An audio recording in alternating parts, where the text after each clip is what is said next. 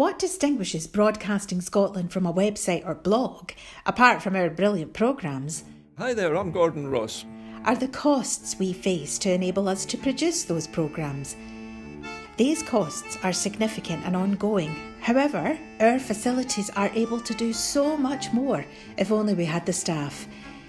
In the last year, some of our supporters have cancelled their subscriptions. In one way, we would prefer it if it was because they didn't like us,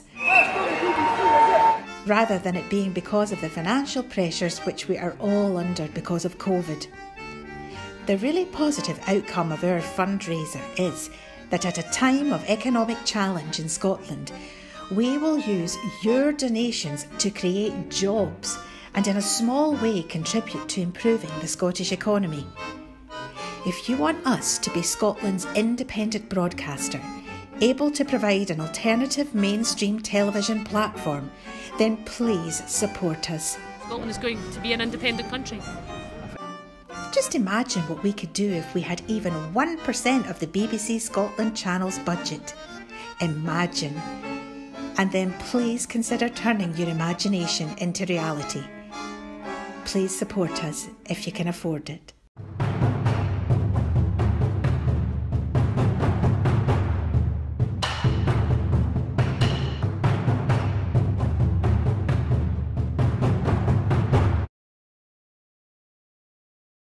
Number one, Mr. Speaker. Mr. Speaker, with your permission, I'll answer questions 1, 8 and 10 together. This government is committed to tackling violence against women and girls, and we have enacted a multitude of new offences designed to target predatory behaviour and to ensure perpetrators are brought to justice. This includes stalking, coercive and controlling behaviour and upskirting. Further, in the year ending June 2022, Mr. Speaker, prosecutions for rape offences were 49% higher compared to pre-COVID levels. Vicky Foxcroft. Thank you, Mr. Speaker. Lewisham has some of the highest domestic abuse-related crime levels in London, and this appears to be increasing. And one of the main challenges in capturing an accurate pictures of the levels of violence against women and girls in Lewisham is due to under-reporting by victims. And one of the critical issues for my constituents remains the lack of trust in the system. So what are the ministers doing to restore public trust and increase the prosecution rates? These low levels of prosecutions just can't continue. I'm grateful to the Honourable Lady for her question, and she's right. We do need to see an increase in prosecution rates, and there are three key metrics that the Rape Review Action Plan is looking at. Firstly, referrals, secondly, charge volumes, and thirdly, Crown Court receipts. In each case, she'll be pleased to know that the figures are up and moving in a positive direction. She's also right about the issue in relation to victims as well, and independent sexual violence advisors will help in that regard. Kate Osborne.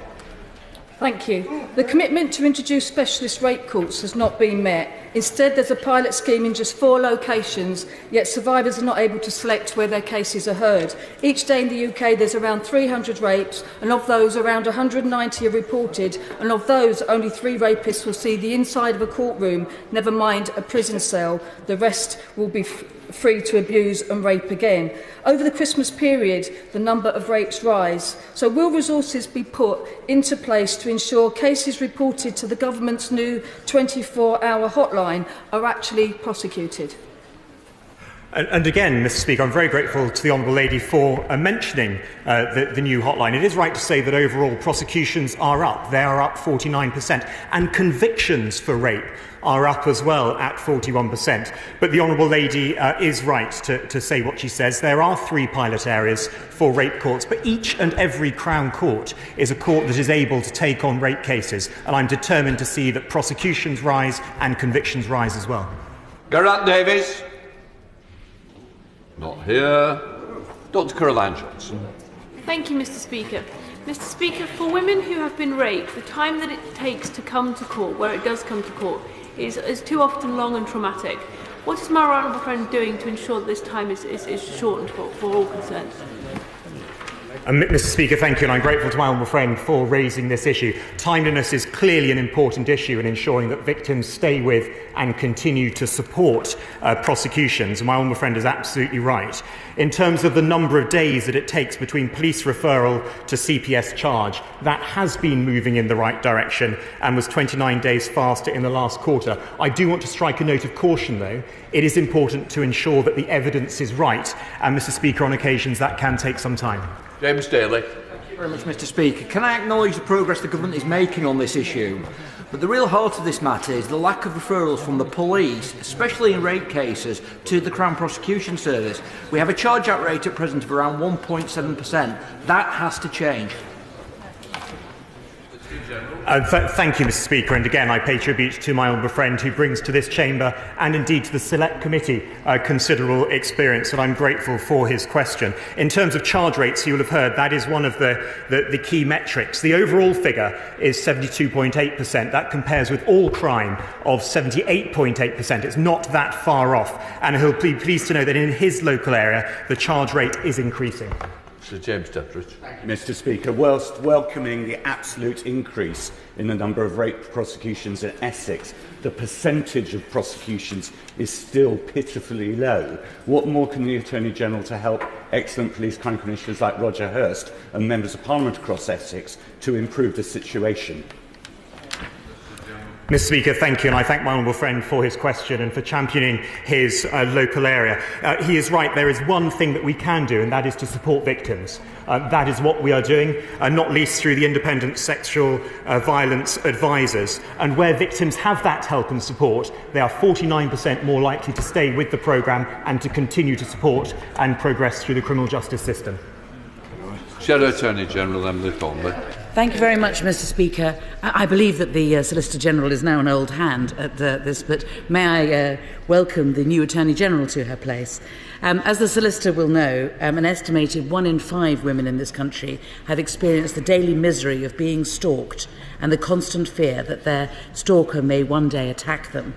In the year ending March 2022, almost 120,000 stalking offences were reported to the police, but less than 6,000 of those reports resulted in a charge rate of just 5% compared to 7% the year before. Does the Solicitor-General think that's good enough?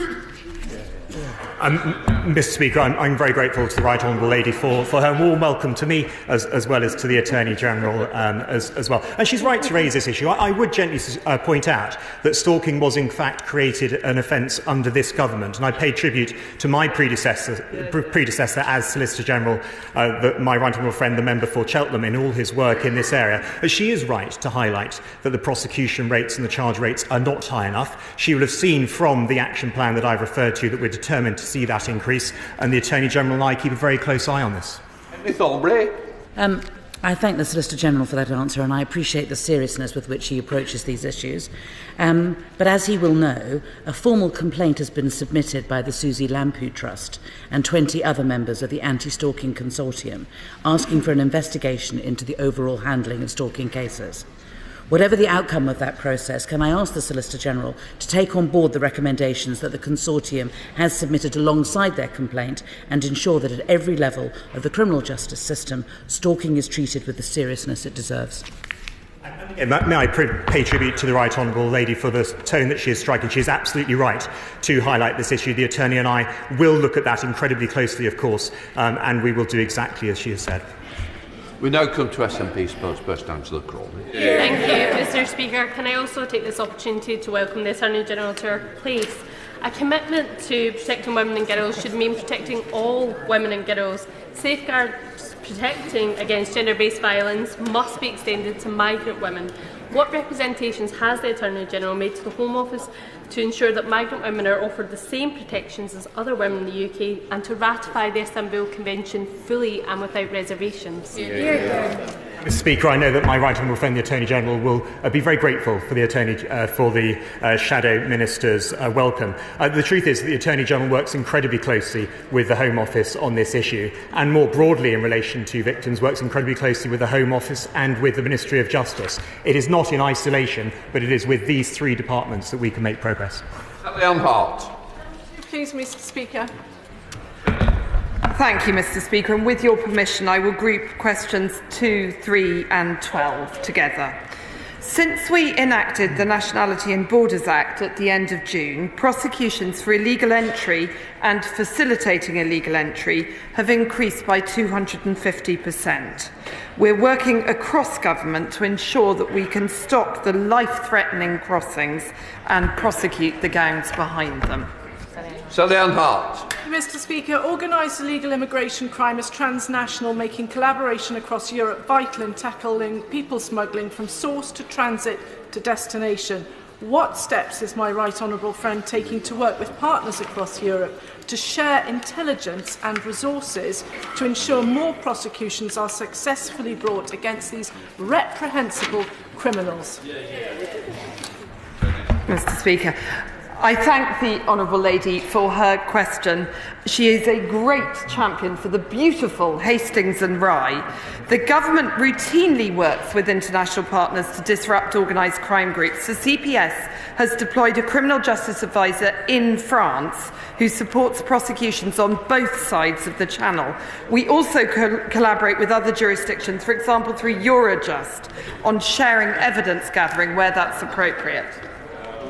Andrew Lewis. Thank you, Mr. Speaker. So, to protect increasingly stretched capacity in places like Northampton for genuine asylum seekers, what steps is the Attorney General taking to increase prosecution rates for those behind the exploitative people trafficking in migration from high volume but safe countries in particular? Mr. Speaker, the prosecution rate for people traffickers has increased enormously. For the year 21-22, it has gone up by 48%. This is down to intensive collaborative working between the police and prosecutors. Tom Randall. Thank you, Mr. Speaker. I share the great anger and frustration that many people in Gedling feel about the small boats issue and the traffickers behind them. What assurance can my right honourable friend give me that frontline operatives are collaborating on the investigation and the prosecution of pilots of small boats? My honourable friend makes an excellent point that I would like to reassure him that the CPS is working extremely closely with Border Force and immigration colleagues to tackle this really dangerous offending. The solicitor and the immigration minister and I recently met a group of such colleagues and were very impressed by their determination to work together. Gregory Campbell. Speaker, I received an answer to a parliamentary question just a few weeks ago that indicated that over the past 7 years we have paid the French authorities £300 million to try and stop people coming from France to this country illegally. Does the Minister think that was value for money? Mr. Speaker, as I said earlier, it is very important that we work very closely with the French authorities to make sure that prosecutions can take place on both sides of the Channel and that we stamp out this illegal activity. Jim Shaw. Mr. Speaker, in November the PSNI raided 27 brothels in Northern Ireland and what is described as the biggest operation against people trafficking they have ever carried out to date. The organised crime group was smuggling people into both Northern Ireland and the Republic of Ireland. What discussions has the Minister had in relation to trafficking in Northern Ireland with the PSNI, and will the Minister confirm time to tackling this UK-wide problem with those PSNI in Northern Ireland? Thank you. The honourable gentleman always raises important questions in this chamber and he does so again today. It's important that prosecutors have been working closely with all law enforcement agencies to provide early advice in modern slavery cases, which has itself led to an increase in evidence-led prosecutions. I look forward to working with him more closely on this in the future. Scott Benton. Not here, but can we answer the question? Of course, Mr. Speaker. I've recently met with frontline prosecutors in Bristol, Devon and London to see firsthand the work being undertaken to tackle the backlog of cases. The CPS has created a national surge team that can be deployed to any region across England and Wales to relieve casework pressures. Sheriff Solicitor General Andy Slaughter. Thank you very much, Mr. Speaker. Can I also welcome the new Attorney General? but the backlog is still going up. Last week, a solicitor was jailed for 12 years for a £10 million fraud after a private prosecution brought because the CPS took no action. Last year, the prosecution rate for fraud, the most commonly experienced crime, was 0.5%, and the Serious Fraud Office has averaged 4 prosecutions for the past 5 years. Is the Attorney-General's solution to the backlog not to prosecute cases at all? And isn't this a pathetic record of inaction by a government that's gone soft on crime? Mr. Speaker, I disagree with the honourable gentleman in his last two statements. We all want to see the backlogs reduced as quickly as possible, and the Ministry of Justice is leading the development of a cross-government Crown Court recovery plan. And it's through things like technology, through sentencing blitzes and through pre-trial case resolution hearings that we can help reduce the backlog. Thank you, Mr. Speaker. The police in Cambridge have raised with me the time they spend on preparing cases for the CPS, but it's also been suggested that simple tweaks to data protection laws and the information recorded on the Registry of Judgment could make a real difference. Has the Attorney-General considered any of these simple steps? Speaker, I've had several meetings with both the CPS and the police, and it's important that they both work together. For example, in rape and RASO prosecutions, it's important that early advice is sought and that cooperation is seen between the police and the CPS. On disclosure issues more widely, that's something that the Attorney and I are looking at very closely. Chair of the Committee, Sir Bob Neal. Thank you very much, Mr. Speaker. And may I, both personally and on behalf of the Justice Committee, warmly welcome the Attorney to her place. Everybody that saw her sworn in will know how positive the reaction of bar and bench was to her appointment as someone who takes her responsibilities very seriously indeed. And we look forward to working with her. The Director of Public Prosecutions gave evidence to the Justice Committee last month and stressed that the pressures upon the CPS have to be seen in the context of the justice system as a whole, and that the solution to those pressures requires consistent support for the system, but in particular support for CPS staff. Come on, somebody answer it. Thank you, Mr. Speaker, and that pleasure falls to me. And I am grateful to my honourable friend for his kind words, as I know the Attorney is as well. And he's right to highlight the words of the Director, Mr. Speaker, and he will know that the Attorney and I work very closely with the Director of Public Prosecutions, and we listen very carefully to what he says. Kevin Foster. Question number 5, Mr. Speaker. Mr. Speaker, in the vast majority of cases, judges get sentencing right. The Court of Appeal will only grant permission to refer a sentence in exceptional circumstances, and over the last 5 years, the Court of Appeal has increased the sentence in around 70% of cases. Ian Foster. Thank the Solicitor General for his answer. Hereby, the recent publication of statistics regarding the operation of the unduly lenient sentencing scheme during 2021 indicated 151 referrals to the Court of Appeal. How many of those referrals under the scheme followed representations from the victim of a crime to the Attorney-General's office about the sentence given, and what is being done to ensure victims are aware of their ability to do so? Mr. Speaker, I'm very grateful to my honourable friend for his question, who knows a lot about the scheme and has a long-term interest in it. Of those 151 cases, only 8 were referred by victims and a further 9 by a member of victims' family. And that's not just an aberration for that year, that is a consistent trend. We do regularly publish updates on the outcome of these sentences, and of course the revised Victims Code includes details of the ULS scheme. Gavin Robinson. Thank you, Mr. Speaker. Would the Solicitor General recognise that whenever people in this country try to have a debate around mandatory minimum sentences, there's an automatic superficial reaction that talks about the need for judicial discretion, and yet there are crimes for which we as Parliament should be very clear as to the appropriate sentence that people ought to expect? Just remind members not to walk in front of other Mary Kelly-Foy. You walked right in front of the member as he was asking a question and said, please, if we could all wait to help each other. Mr. Speaker, I'm grateful to the honourable gentleman who always raises a serious point in relation to these issues. It is right to acknowledge that in the vast majority of cases the sentencing judges get it right, but where Parliament sets down what the guidelines and the ambits, they should be followed very closely. Right, Alan Brown. Mr. Speaker. Thank you, Mr. Speaker, and I'd like to take this opportunity of thanking the opposition front bench and the chairman of the Justice Select Committee for their extremely kind comments. With your permission, I'll answer questions 6 and 7 together. I welcome the ruling of the Supreme Court. The Court was very clear, it was a unanimous decision, that a bill legislating for a referendum on Scottish independence is not within the legislative competence of the Scottish Parliament. Thank you, Mr. Speaker.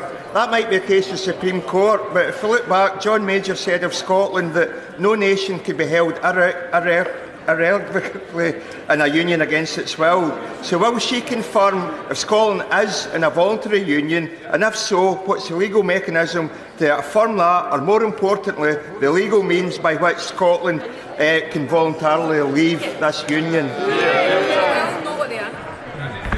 Mr. Speaker, the UK Supreme Court was very clear that an independence referendum was related to reserved matters, and the government welcomes the court's confirmation of this point. What the people of Scotland want is to see the government working with them to solve the issues that matter to them. Thank you, Mr. Speaker, and good morning. Mr. Speaker, following the recent Supreme Court judgment, the Prime Minister and the Secretary of State for Scotland have been asked on numerous occasions what is the democratic route available to Scotland to leave the Union, but neither have been able to provide an answer. Mr. Speaker, if the people of England wanted to leave this alleged voluntary union of equals, what democratic process is available to them? Mr. Speaker, I believe that I've answered this question already, and I heard myself, the Prime Minister, answer it several times in the course of Prime Minister's questions.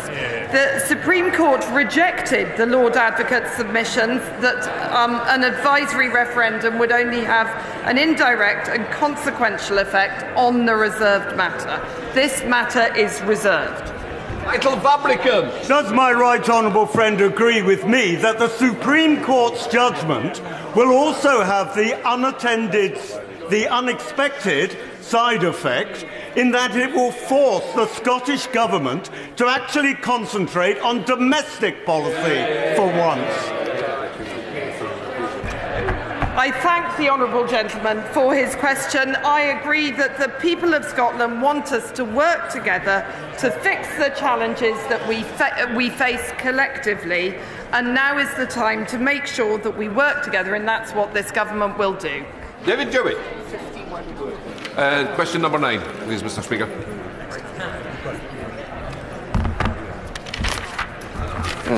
I am so sorry, Mr. Speaker.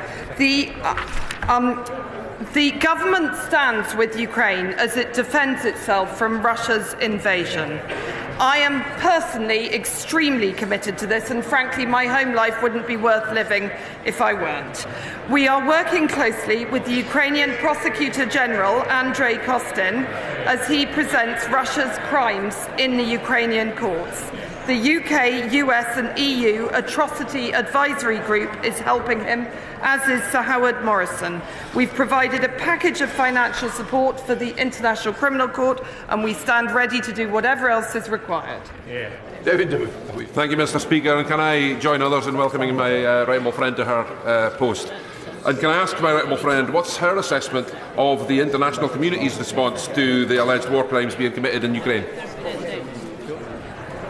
Mr. Speaker, the international community is determined to support Ukraine's search for justice. Last week, I attended a meeting of the G7 justice ministers in Berlin, which focused on this. These are difficult issues to address, and it will take time and careful international working to overcome the perspectives and preferences of individual states. Amy Stone. Mr. Speaker, it is clearly hugely important that those who commit war crimes are brought to justice. I wonder if the Minister would agree with me that it's hugely important that the maximum publicity is given, perhaps via social media, to those who have committed these crimes, to shame them. The honourable gentleman makes a really important point. This is a very unusual situation. We are prosecuting war crimes, or the Ukrainians are prosecuting war crimes, in real time, and we hope that the news of those prosecutions The 13 Russian soldiers who are already convicted and in prison as a result will permeate through the Russian ranks and will itself stop them committing war crimes in this terrible war. There's twist. Question 11, Mr. Speaker. Mr. Speaker, with your permission, I'll answer questions 11 and 13 together. Last year, the CPS prosecuted 7,200 defendants where fraud and forgery were the principal offence, and the conviction rate was 84.1%. This financial year, the SFO has successfully prosecuted 4 fraudsters, as well as Glencore, which resulted in the highest ever order in a corporate criminal conviction in the UK. There's twist. Mr. Speaker, according to the latest Home Office data, there were almost 940,000 fraud offences, but only around 4,800 of them, of those offences, resulted in charges or summonses. The exact charge rate was just 0.51%, even lower than the rate for the previous year. Can I ask the Attorney General why he thinks the rate for fraud is so abysmally low, and what he plans to do about it? Mr. Speaker, the figures for last year were in fact that the CPS prosecuted 7,200 defendants where fraud and forgery were the principal offence, and it is right to say that 84.1% was the conviction rate. And in April of this year, the CPS launched a united team, and the new Serious Economic Organised Crime and International Directorate has been set up, which will help in this regard. Brenda Sharma.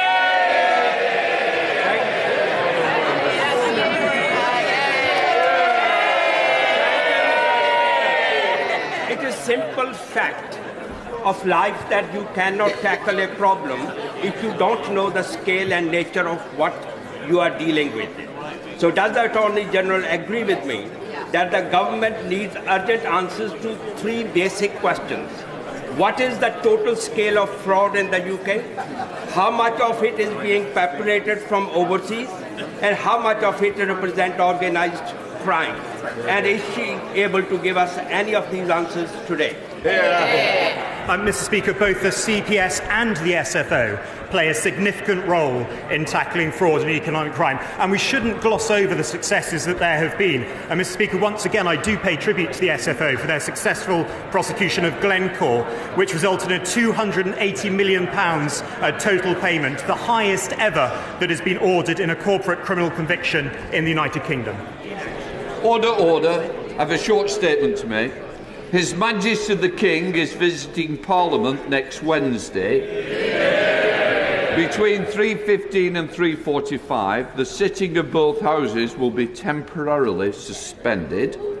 His Majesty will be unveiling a plaque in Westminster Hall and then unveiling and switching on the Platinum Jubilee gift from members of both houses in New Palace Yard. Members wishing to attend either location should email Blackrod's office by 4 p.m. tomorrow. Before we come to Prime Minister's questions, I would like to point out that the British Sign Language interpretation proceedings is available to watch on Parliament Live TV.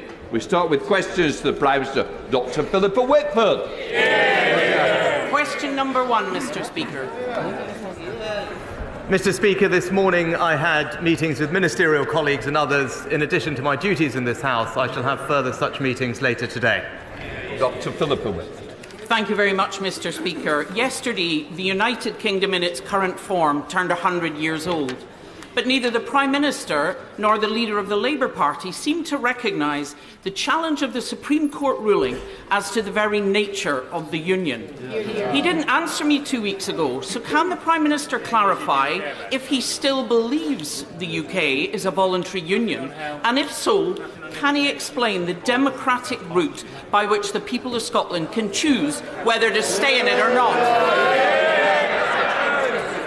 Well, Mr. Speaker, we fully respect the decision of the Supreme Court and believe strongly in the United Kingdom. And as I said to the Honourable Lady last time, we will work constructively with the Scottish Government to deliver. It's the best result for Labour in the 105 years we've been fighting that seat, and I look forward to working with her to build a better future for the people of Chester. Mr. Speaker, the Conservative Party promised the country it would build 300,000 houses a year. This week, without asking a single voter, the Prime Minister broke that promise by scrapping mandatory targets. What changed? Mr. Speaker, let me start by also welcoming the Honourable Lady to her place. Now, the Honourable Gentleman comes here every week, and I know he's focused on the process and the politics, but I don't think he's actually taken the time to read the detail of what we are doing to improve our planning system. So let me just explain what we are doing. Mr. Speaker, we are protecting the Greenbelt. We are investing millions to develop brownfield sites. And we're providing support and protection for local neighbourhood plans.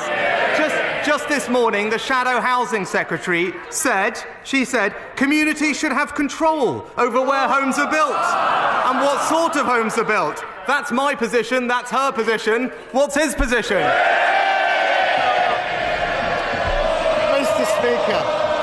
Mr. Speaker, does he really expect us to believe that the member for Chipping Barton and the member for the Isle of Wight are cheering him on because he's going to build more homes?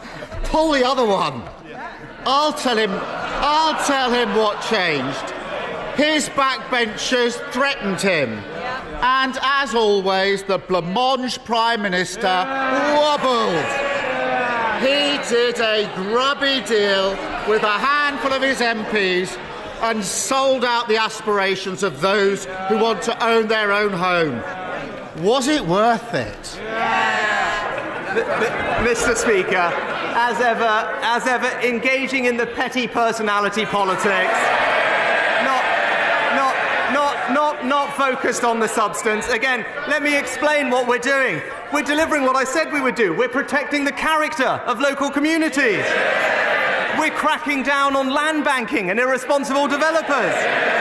And we're giving people a greater say in their decisions. Just this week, Mr. Speaker, on Monday, the Honourable Gentleman said the government should be giving people more power and control. Now he seems to be opposing that policy. It's only Wednesday. I know he flip-flops, but even for him it's pretty quick. Mr. Speaker, he's forgotten. Last week I offered him Labour votes to pass these housing targets because this is bigger than politics. The former Housing Secretary on their side said scrapping mandatory targets would, this is his words from their side of the House, be a colossal failure of political leadership. No wonder he doesn't want to fight the next election, Mr. Speaker. The author of the manifesto that they all stood on said it would cut building by 40%, perhaps even more. Why would he rather cripple house building than work with us to get those targets through? Mr. Speaker, we're not going to work with the Labour Party on housing. You know why? We'll have a look at their record on housing. In London, the former Conservative mayor in 5 years built 60,000 affordable homes. The current Labour mayor, half of that amount. In Wales, we want to build 12,000 homes. What are Labour delivering? Half of that, Mr. Speaker. The Labour Party talks, the Conservatives deliver. Mr. Speaker, as ever, too weak to stand up to his own side on behalf of the country. Mr. Speaker, I noticed there was another U-turn last night, this time on wind farms. Actually, I agree with that one, but is there no issue on which he won't give in to his backbenchers? Now, Mr. Speaker, how did his colleague, Baroness Mone, end up with nearly £30 million of taxpayers' money in her bank account? Mr. Speaker, let me say, like everyone else, I was absolutely shocked to read about the allegation. It's absolutely right.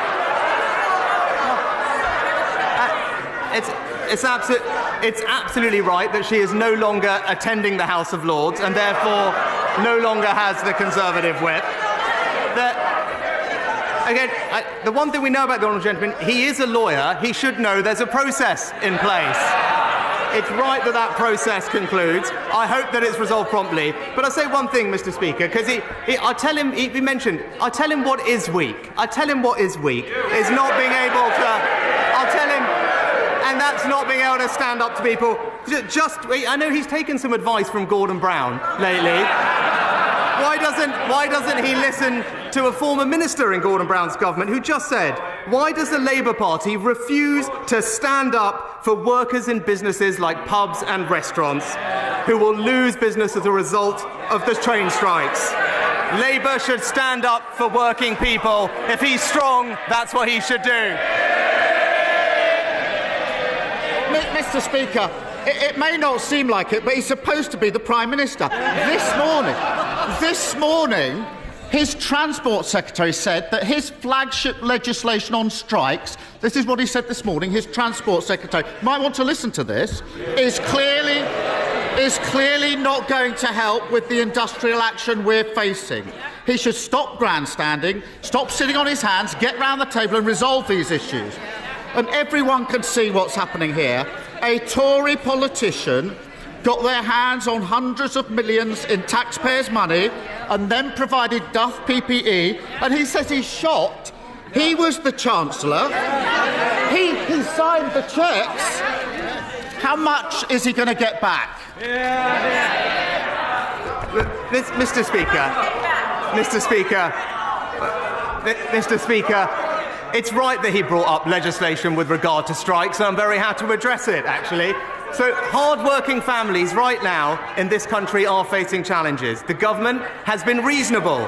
It's accepted the recommendations of an independent pay body, giving pay rises in many cases higher than the private sector. But if the union leaders to continue to be unreasonable, then it is my duty to take action to protect the lives and livelihoods of the British public. And that's why, Mr. Speaker, since I became Prime Minister, I have been working for new, tough laws to protect people from this disruption. That's the legislation he's asking about. Will he now confirm that he'll stand up for working people and that he and his party will back that legislation? Mr. Speaker, he's obviously not heard what his Transport Secretary said about that legislation this morning. And it's obvious why they're so opposed to Labour's plans to clean up Westminster. They all voted for tax rises for working people, while one of their unelected peers pocketed millions flogging dodgy PPE. Should be ashamed. Now, Mr. Speaker, I want to raise something that is worrying parents across the country. Our hearts go out to the families of the children who've tragically died from the outbreak of Strep A in recent weeks. I'm very happy to work with the government on this. So can he take the opportunity to update the country on the measures the country is taking to keep children safe this winter? Well, Mr. Speaker, my thoughts are, of course, with the families of the children who have sadly lost their lives. We are seeing a higher number of cases from Strep A this year compared to usual. What I can say is that the NHS, who I have sat down to talk about this, are working very hard to make sure parents are aware of the symptoms that they should be looking out to, because this can be treated appropriately with antibiotics. There are no current shortages of drugs available to treat this, and there are well-established procedures in place to ensure that that remains the case. And the UK SHA are monitoring the situation at pace, and what they have confirmed is that this is not a new strain of Strep A, so people should be reassured about that. There is no reason to believe that it has become more lethal or more resistant to antibiotics, so the most important thing for parents to do is look out for the symptoms and get the treatment that is available for them. Managed by local authorities, so councils can properly manage this growing sector. My right honourable friend, the Levelling Up Secretary, has indeed said that we will deliver a new tourist accommodation registration scheme, something I know my honourable friend has asked for. It will increase appropriate regulation of the sector, better understand and monitor the impact on local communities, and we will also consult on whether planning permissions should be required for new short-term holiday lets, especially in tourist hotspots. Can I welcome the new leader of the SNP, and thank you, Blackford, previously. Stephen. Thank you, Mr. Speaker. I wish to begin by paying tribute to my friend and colleague, the Right Honourable Member for Ross Skye and Lochaber, who has served us with diligence and duty for the last 5 years. Mr. Speaker, he is a giant of the Scottish independence movement. Mr. Speaker, he's seen off not one, not two, but 3 consecutive Tory Prime Ministers. Indeed, he was on to his 4th in recent weeks. And to that latest Prime Minister, I have a very simple question. What does he consider to be the greatest achievement of the Conservative Party in government since 2019? Leaving the single market and customs union, ending freedom of movement, denying Scotland her democracy, or getting the Labour Party to agree with all of the above? Mr. Speaker, can I start by offering my genuine and warm, heartfelt best wishes to the Right Honourable Member for Ross Skye and Lochaber. I know the whole House will miss his weekly contributions. And may I also congratulate or join the First Minister in congratulating the Honourable Gentleman on his appointment as a Westminster leader of the SNP. I look forward to a constructive debate with him across the dispatch box. And Mr. Speaker, the answer to his question is actually very simple. The things that we are most proud of in the last couple of years is making sure that we protected this country through the pandemic with furlough and with the fastest vaccine rollout. Mr. Speaker, far be it for me to offer advice to a near billionaire, but he's going to have to up his game. And here's why: because in the last 15 minutes, a poll has landed which shows that support for Scottish independence has now hit 56%. And support for the Scottish National Party sits north of 50%. So in that context, can I ask the Prime Minister, does he consider that increasing energy bills on households in energy-rich Scotland by a further £500 will cause those poll numbers to rise or to fall? Well, Mr. Speaker, what we're delivering for households across the United Kingdom, including those in Scotland, is £55 billion of support with energy bills.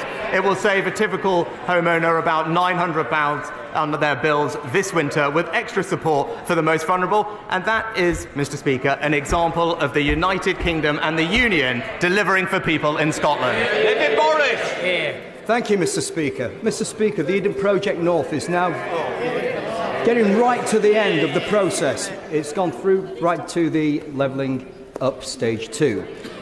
It has planning permission, it has land allocation, it has everything that's going to offer the north of England.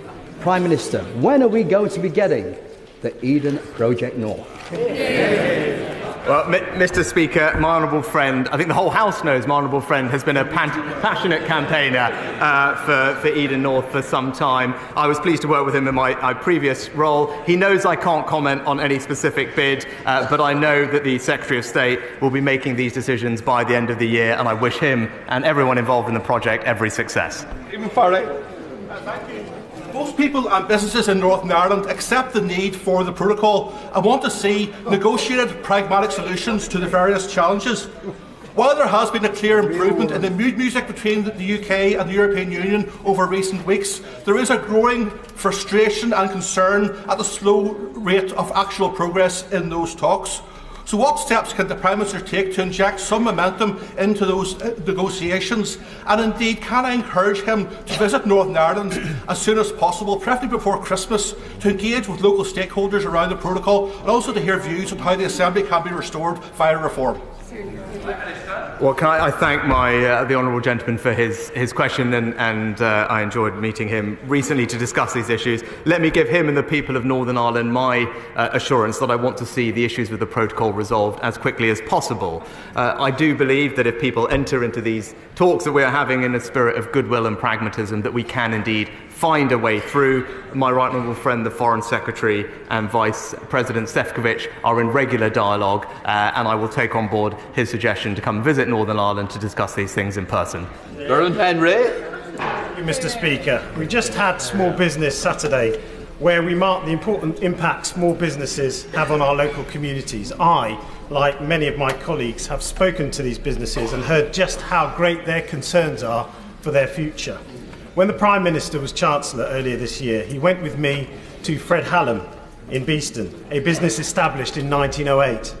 SMEs such as this faced a pandemic and now rising energy costs. Can the Prime Minister lay out how he will ensure businesses such as Fred Hallen will be supported in the coming months so that they may thrive and continue to provide vital goods and services to my constituents in Broxtowe? Thank you. Well, I know my honourable friend is a fantastic champion of his local businesses. It was a privilege to visit Beeston and Hallam's earlier this year with him, and I remember we discussed then some of the things we were planning to do, which are now going to make a big difference, saving businesses hundreds or thousands of pounds with their energy bills through our relief scheme this winter, our business rates tax cuts package worth over 13 billion, particularly impacting retail businesses, and with initiatives like the annual investment allowance and Help to Grow, we can take his small businesses to a whole new level. I look forward to working with him on that.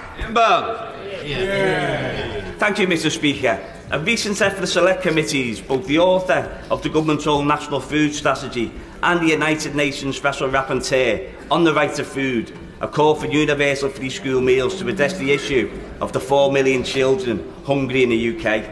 Will the Prime Minister meet with me to discuss how investments in universal free school meals will benefit children and their families in Liverpool, West Derby and the country, and at no extra cost to the taxpayer? Well, Mr. Speaker, I know this is an issue on which the honourable gentleman has campaigned for some time, and he's right to highlight the importance of making sure our children have access to food. That's why I'm proud that we introduced not just an expansion of free school meals, but also the holiday activity and food programme. I'm always interested in more ideas where we can go further. I look forward to hearing from him. Davis. Thank you, Mr. Speaker. Whether on defence with AUKUS, trade with CPTPP, or diplomacy with ASEAN, I know this government recognises the importance of the Indo-Pacific to the UK's security and prosperity, but the challenges that exist, whether they are ballistic missile tests or the Belt and Road, are deeply interconnected. So can the Prime Minister confirm that the Indo-Pacific remains a UK priority and that he will take a holistic approach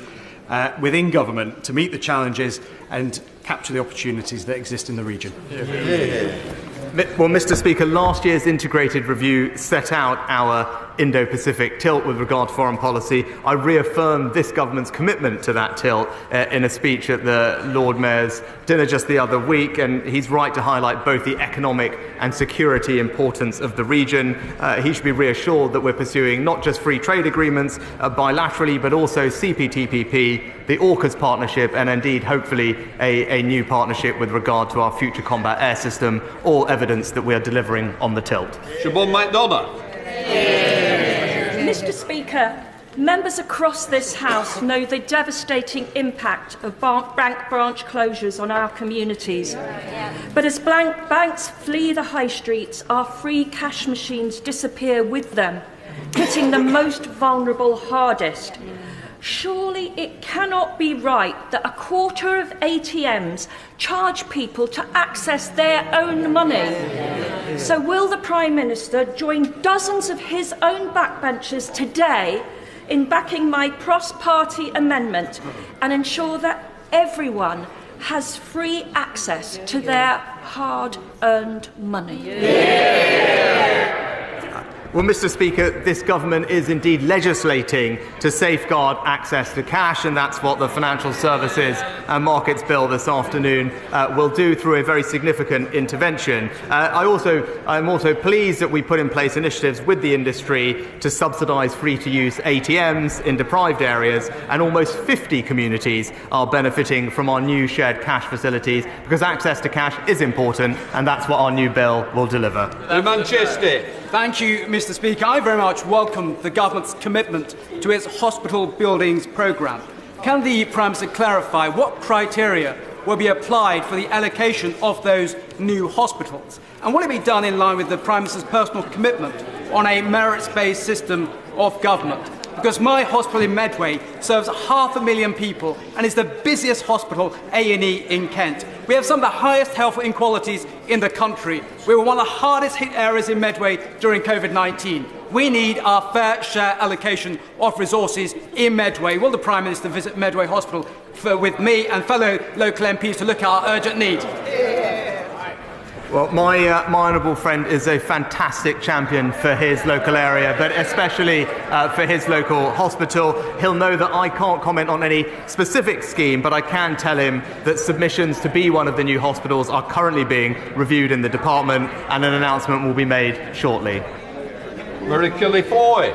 Thank you, Mr. Speaker.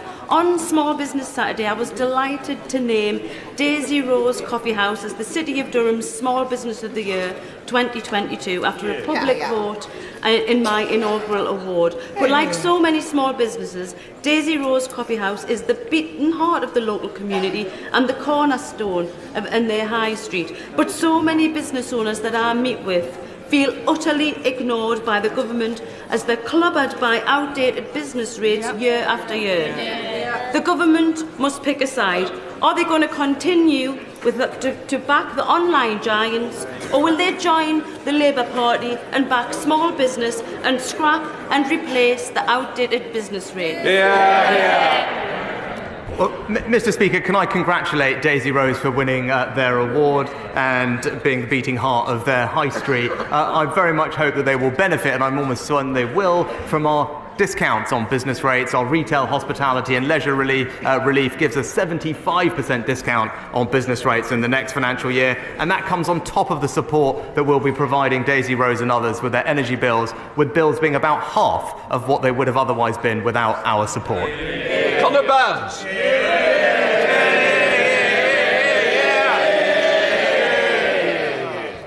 Thank you, Mr. Speaker.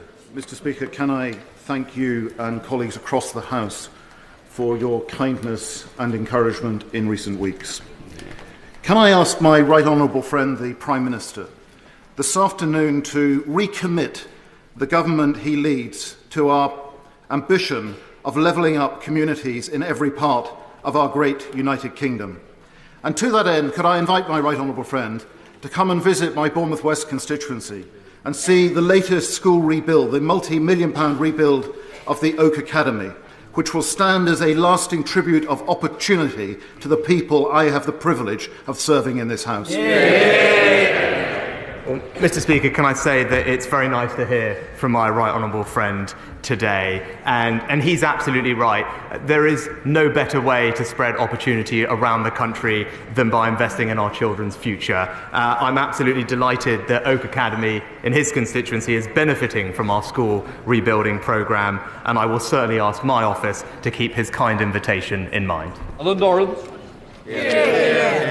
Thank you, Mr. Speaker. Mr. Speaker, I've raised this matter before, but despite meeting with a previous Prime Minister in 2020, this matter has not progressed.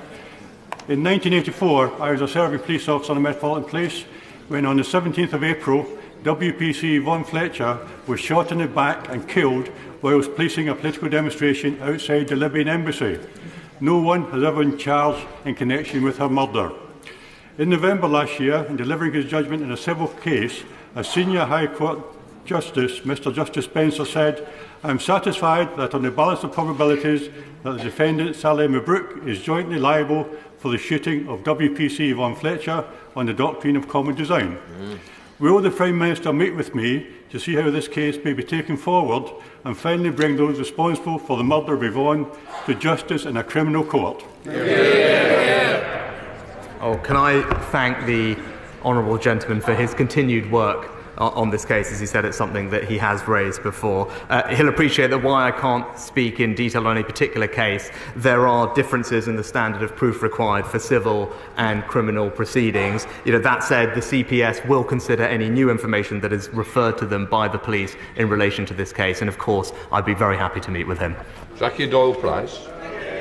Returning to the theme of communities being able to decide where to build, in Thurrock we embrace our obligations to deliver more new homes, and at Arena Essex we have an application to deliver 2,500 new homes ready to go. However, there is a standing objection to any development over 300 homes from national highways because of the impact on junction 30 of the M25. Could I ask my right honourable friend what advice he gives to Thurrock Council as to how they can deliver their housing obligations with this national constraint? Mr. Speaker, I thank my honourable friend for her question, and she highlights a great example of a council that is trying to do the right thing and put the right homes in the right places. They should have our support. If I'd ask her, please, to write to my right honourable friend, the Levelling Up Secretary, with the details of the issue so we can give her a full response, but praise her council to trying to make sure that we can build the homes where we need them. Dame Diana Johnson. Thank you, Mr. Speaker. Why can't the government process asylum claims within 6 months, thereby saving £5.6 million a day on asylum seekers' accommodation, granting asylum to those who need it quickly, and stopping the abuse of the system, which currently has a backlog of 147,000 asylum claims? Well, Mr. Speaker, what we are doing is significantly increasing the number of caseworkers. We are on course to double it by next spring, with several hundred already in place. And she is right that the process takes longer than it should. Often, that is because people are able to exploit some of the rules in our system and make sequential claims.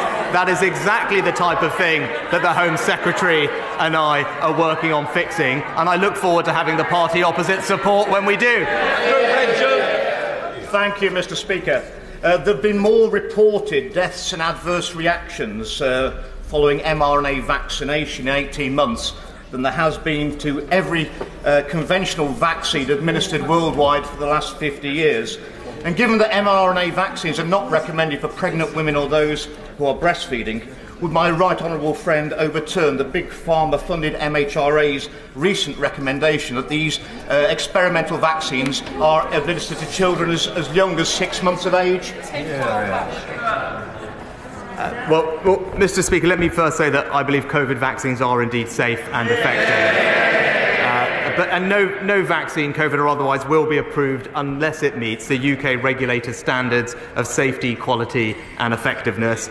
We have an independent body. The JCVI determines which age groups the vaccine is recommended for use in as part of the vaccination programme, and of course the ultimate decision will lie with parents. Kevin Bladden. Thank you, Mr. Speaker. During COVID, we all applauded our NHS nurses who put their lives on the line to help millions of our constituents and our loved ones. But we now know that at the same time, Tory spivs were helping themselves, using their connections and COVID to help themselves to millions of pounds of public money. Why is the Prime Minister on the side of the spivs and not on the side of the nurses? Mr. Speaker, what everyone was doing at the time was working as hard and as quickly as they could to get the PPE to get the PPE needed for our frontline workers, including our nurses. Actually, there was an independent procurement process. Ministers were not involved in the decision making, but it was right, Mr. Speaker, but that people gave their ideas about where to get them from. Indeed, the Shadow Chancellor herself suggested that we should get PPE from a law firm. She suggested we should get ventilators from a football agent.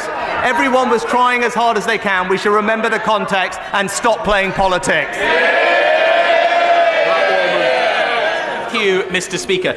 2 weeks ago, more than 350 people attended a meeting in Skegness to discuss the use of 5 seafront hotels to house asylum seekers. They were united in their view that there was a long-term economic impact and a pressure on public services. They told me loud and clear that, like the Prime Minister, they think hotels are the wrong place for asylum seekers.